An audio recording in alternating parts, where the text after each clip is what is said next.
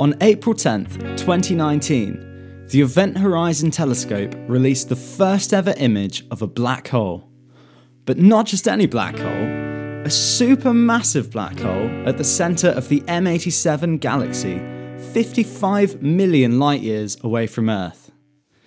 This black hole is predicted to be 6.5 billion times the mass of the Sun. But what is a black hole? And how does it lead to the notion of a space-time singularity? To understand, we start with the Schwarzschild Metric. The Schwarzschild Metric gives the geometry of space-time in a vacuum outside of a spherically symmetric star. For a constant mass, decreasing the radius leads to a greater and greater deviation from Minkowski space. At a first glance, it seems like we've got a problem when we choose r is equal to 2m, as the r component of the metric goes to infinity. But we can eliminate this with a clever coordinate transformation. But nothing we can do can get rid of the singularity at r is equal to 0. This is real. This is the black hole's singularity. So let's take a trip, feet first, past the horizon of the M87 supermassive black hole straight into the singularity. To do this, we'll need something to tell us the space-time curvature invariantly. For this, we'll use the full contraction of the Riemann tensor, the Kretschmann scalar. This will give us an indication of how easily we'll be able to detect the gravitational field by tidal forces. As we cross the horizon, surprisingly, this is negligible, and hence we actually don't notice anything. If we close our eyes, we're simply floating in empty space, blissfully unaware of our fate. However, past r equals 2m, space and time, in a sense, switch places, and now somewhere that we could have gone is now some time that we will arrive at. As we fall down, we decide to throw a ball into the black hole with a string attached to it, and then cut the string so that the ball is at rest relative to us. As the Kretschmann scalar gets larger, the extent of our surroundings that we can call flat gets smaller, and therefore we start to see the ball float away from us. Eventually, the region we're situated in becomes noticeably curved, and our feet start to geodesically deviate away from our head. We're being torn apart by the black hole's influence on space-time, and unfortunately, as we fall further, this only gets worse. Eventually, the Kretschmann scalar gets so large that the region we can approximate as flat is smaller than molecular structure, and we become a long piece of atomic spaghetti. As we hit r equals 0, k goes to infinity, and hence the region we can approximate as flat has 0 space-time extent. And this is a big problemo. General relativity is ultimately a classical theory, built on the assumption that space and time are continuous, and so any point in space-time can be approximated as flat if you zoom in enough. But this is absolutely unphysical. Think of a photon as a Lego brick, with a length and hence a corresponding colour. In order to resolve an object, we need to use a Lego brick the same size as it. For example, if we want to see crystal structure, then we have to use a very small X-ray brick.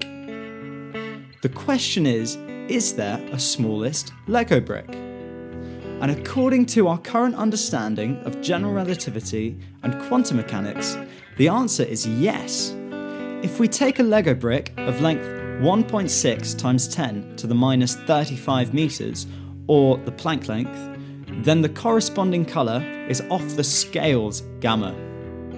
The brick has such a high energy density that it's contained within its Schwarzschild radius and immediately creates a black hole that evaporates by Hawking radiation. It's impossible to resolve this length, and hence we can never approximate the singularity of a black hole as flat, and hence general relativity has broken down. In order to go any further and really understand curvature singularities, we need a better description of how space and time work at these ridiculously short distances. We need a theory of quantum gravity.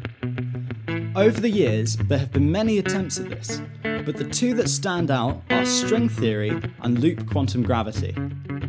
I won't go through them in detail today, but one of the main differences is how they treat space-time. Loop quantum gravity tries to explain how gravity can be quantized by quantizing space-time itself, whereas string theory tries to explain all the fundamental forces and gravity pops out as a consequence, but space-time is fundamentally treated as a continuous background. So we've seen how singularities occur in a Schwarzschild geometry and how this is a problem. But the Schwarzschild solution assumes perfect spherical symmetry, which is unphysical for stars. So maybe singularities don't really occur in nature from spherical collapse.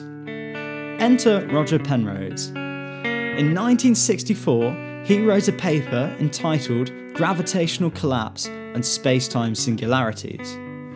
Penrose asked if perturbations to spherical symmetry would alter the situation and prevent singularities from occurring. He was able to show that deviations from spherical symmetry were not enough to prevent singularities from occurring, and that the only requirement was a trapped surface from which null geodesics could not escape.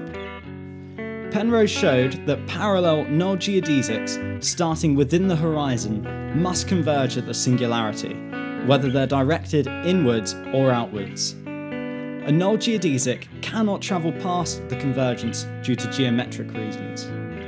By extending the geodesic, we find that there's always a shorter path that we can take to get to this point, and therefore our original geodesic is no longer a geodesic past the convergence. This signifies geodesic incompleteness, and hence, along with an infinite curvature scalar, a curvature singularity. Roger Penrose won the Nobel Prize for this because it showed that given a few assumptions, black holes are artifacts of reality with singularities. In what is potentially the greatest PhD thesis of all time, Stephen Hawking took this argument to a new level by applying it to the universe as a whole. The observation of the universe's expansion led to the use of the FLRW metric in cosmology, which was known to contain a singularity as time was taken to be zero.